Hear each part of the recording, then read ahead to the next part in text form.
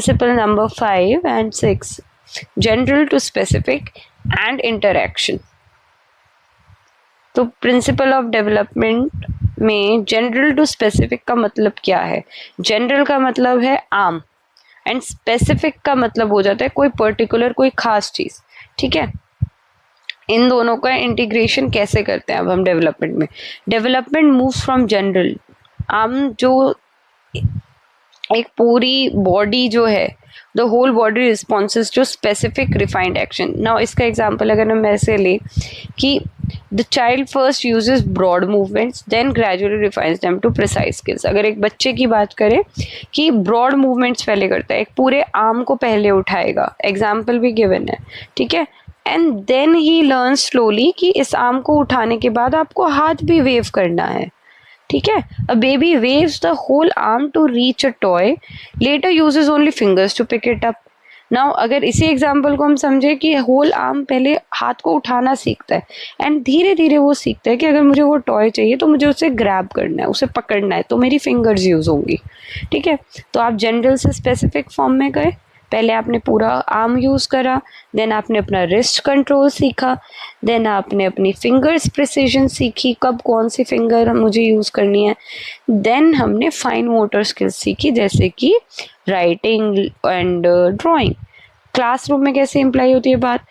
आपको as a teacher start with big broad activities, पहले खेलना कूदना सिखाओ, भागना दौड़ना, पेंटिंग करना, पेंटिंग में उनको स्पेसिफिक कलरिंग नहीं, just they know how to use the brush and colours, clay को मोल्ड करना सीखे, उसको फिर आप राइटिंग विद अ पेंसिल की तरफ ले जा सकते हैं, या कलरिंग इन स्पेसिफिक। एक छोटा बच्चा बाउंड्री में भी कलर नहीं करता, अगर आप उसको सर्कल बना के दोगे तो ही दे डोंट अंडरस्टैंड कि उनको उस बाउंड्री में ही करना है, धीरे धीरे वो कंट्रोल सीखते हैं। Then the next principle is interaction of heredity and environment.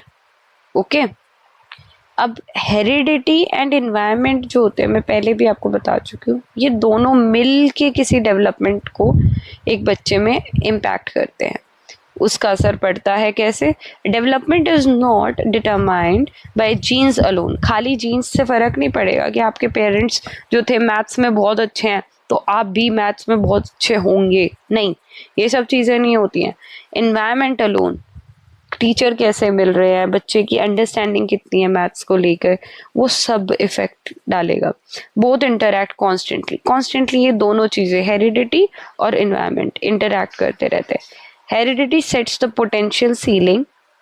Environment determines how much of that ceiling is reached. ठीक है, हेरिडिटी आपको एक ऑलरेडी प्रिपेयर्ड सीलिंग प्रोवाइड करती है, छत।